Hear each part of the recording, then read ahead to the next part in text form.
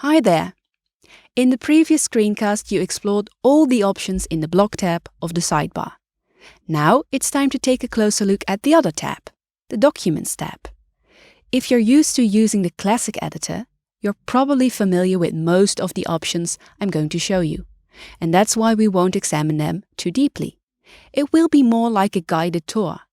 If you're relatively new to WordPress or you feel like you need more information about the Document tab options, it could be smart to check out our free WordPress for Beginners course.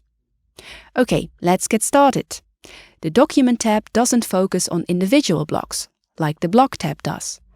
Rather, it focuses on the post as a whole. It helps you to make your post ready for publishing. Take a look at the panels over here. Do you recognize the different parts? In the classic editor, these parts are all in separate meta boxes next to or below your post. In the blog editor, these parts are all gathered in one place, the sidebar. The first panel is called Status and Visibility. It's very similar to the Publish meta box in the classic editor. The first thing you can do here is determine the visibility of your post. Let's click the link to see which options you have.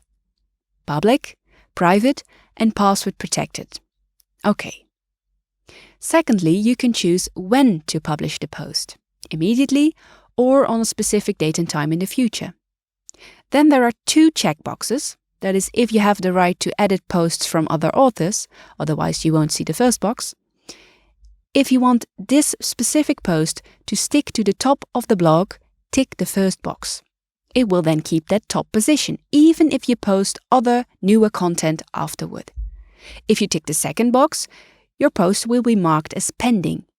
See that the Save Draft link at the top changes along? Now, depending on your user role, you will now see the option to change the author of the post. And the final option in the Status and Visibility panel, this button, allows you to delete your post. On to the next panel. Revisions.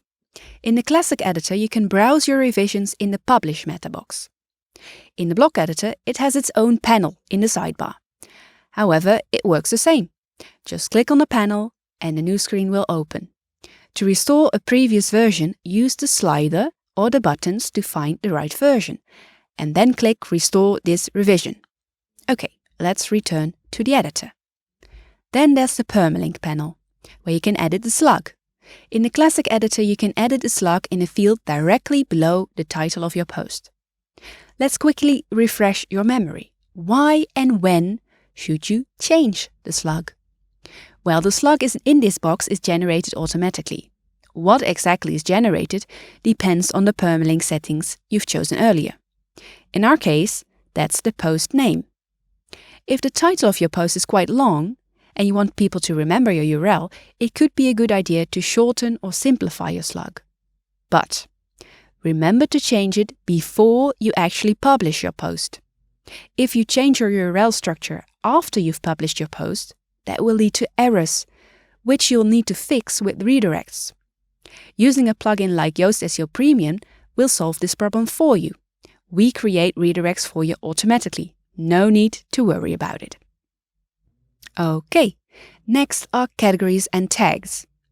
Both are very convenient for your visitors as they make it easier for them to navigate your site and find things. It all has to do with structuring your site. By the way, search engines like structured sites as well. If you want to learn more about categories and tags, you could consider our site structure training. It's very practice-based, so you can easily apply knowledge to your own situation. The course is included in our premium training subscription. Okay, let's move on. These panels are all collapsible, by the way. You can easily expand or collapse them. Now, by clicking Set Featured Image, you can add a featured image to your post. You can either upload a new image or choose one from the media library. Let's click this one and then click Select. There it is in the sidebar. Now, to give you a quick impression, I click Save Draft and then Preview. Ta-da! Next one, Excerpt. In the classic editor, there's an Excerpt meta box below your post. Writing an excerpt is optional. It's a summary of your post that can be displayed on, for example, your archive pages. If you don't write an excerpt yourself, WordPress automatically creates one using the first 55 words of your post.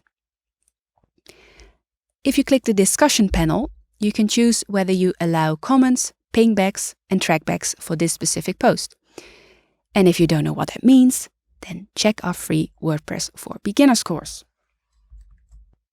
Finally, the Post Attributes panel. It depends on your theme whether you see this panel and what's in it. Theme 2020 comes with 3 templates. Right now, the default template is selected. It looks like this. Let's now select another one and see what happens. Okay, nice. If you know how to create a custom template, you can add it to the Post Attributes menu as well. Now all that's left to do is hit the Publish button. That will trigger a new menu, where you can once again check the visibility and the publish date of your post. At the bottom, you can choose to always see these checks or skip them in the future. Okay, let's hit Publish and my post is live. Want to change something? No problem. Just remember to click the Update button when you're done editing. You can also temporarily remove the post from your site by clicking Switch to Draft. Are you still watching? Good, because there's one more thing that needs your attention. Right now, we're in the Post Editor. But of course, you can also write and publish pages with the Blog Editor. The good news is, writing and publishing a page works very, very similar. There are some minor differences, but we think you can handle them. Good luck!